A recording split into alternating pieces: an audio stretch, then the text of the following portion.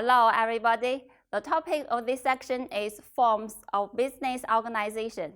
In this section, we will study three basic types of organizational forms for a firm: a sole proprietorship, a partnership, and a corporation.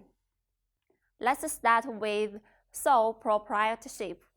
A sole proprietorship is a firm owned by an individual or a family, in which the assets and liabilities of the firm are the personal assets and liabilities of the proprietor.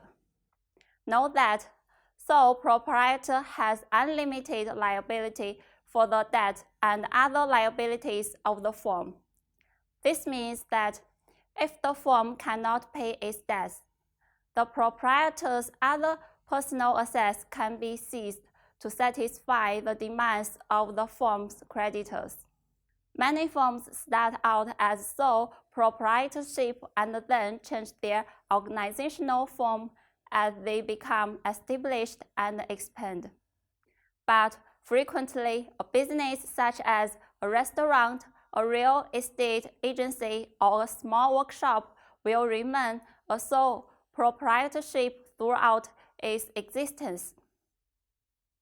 A partnership is a firm with two or more owners, called the partners, who share the equity in the business. A partnership agreement usually stipulates how decisions are to be made and how profits and losses are to be shared. In terms of limitation to liability, the partnership is classified by two types. One is general partnership, where all partners have unlimited liability as in the sole proprietorship. It is possible to limit the liability for some partners, called limited partners. Another type, limited partnership, consists of limited partners and at least one general partner who has unlimited liability for the debts of the firm.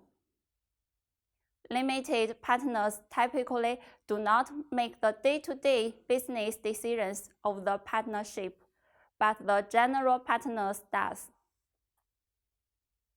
Unlike a sole proprietorship or a partnership, the third type of firms, a corporation, is a firm that is a legal entity distinct from its owners. This means the firm and owners are separate. Corporations can own property, borrow, and enter into contracts.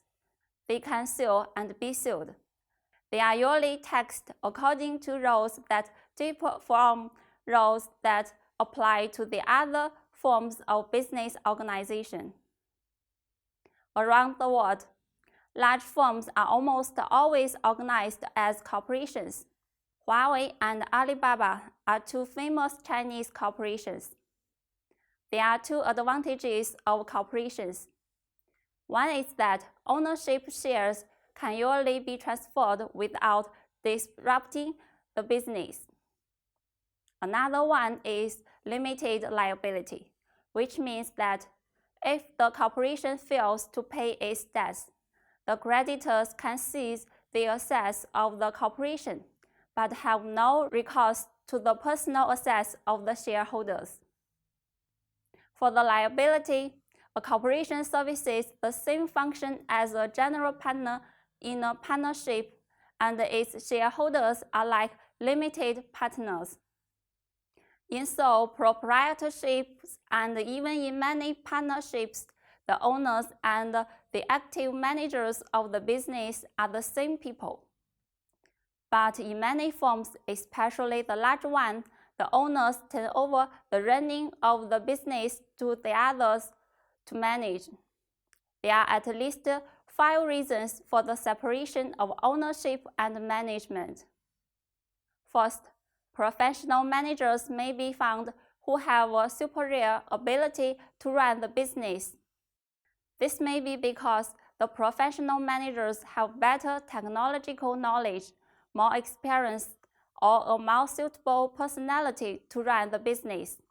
In a structure in which the owner is also the manager, the owner must have both the talents of a manager and the financial resources necessary to carry out production. In the separated structure, no such coincidence is required. Second, to achieve the efficient scale of a business, the resources of many households may have to be pooled. For example, the cost of producing a single movie is in the millions of dollars for a low-budget film, and the average feature-length movie costs many millions of dollars to produce. The need to pool resources to achieve an efficient scale of production calls for structure with many owners, not all of whom can be actively involved in managing the business. Third, in an uncertain economic environment, owners will want to diversify their risks across many firms. To diversify optimally requires the investor to hold a portfolio of assets, in which each security is but a small part. Such efficient diversification is difficult to achieve without separation of ownership and management. Fourth, the separated structure allows for savings in the cost of information gathering. Managers can gather the most accurate information available about the firm's production technology, the cost of its inputs, and the demand for its products. The owners of the firm need to know relatively little about the technology of the firm, the intensity at which it is being operated, and the demand for firm's products. Fifth, there is the learning curve or going concern effect, which favors the separated structure. Suppose our owner wants to sell all or part of his technology either now or at a later date. If the owner must also be the manager, the new owners have to learn the business from the former owner in order to manage it efficiently.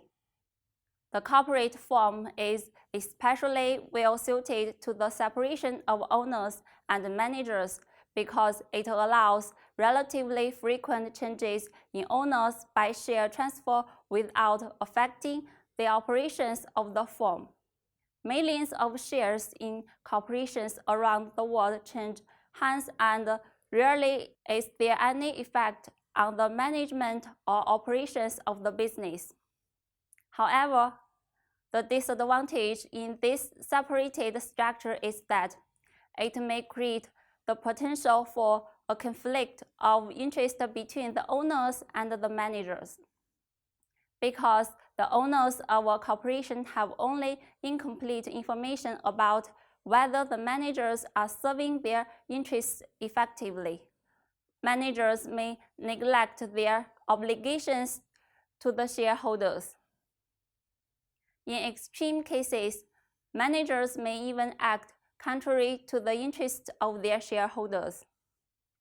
In summary, in this section, we have studied 3 types of organizational form for a firm: sole proprietorship, partnership, and cooperation. We also discussed the separation of ownership and management. That's all about this section. Bye.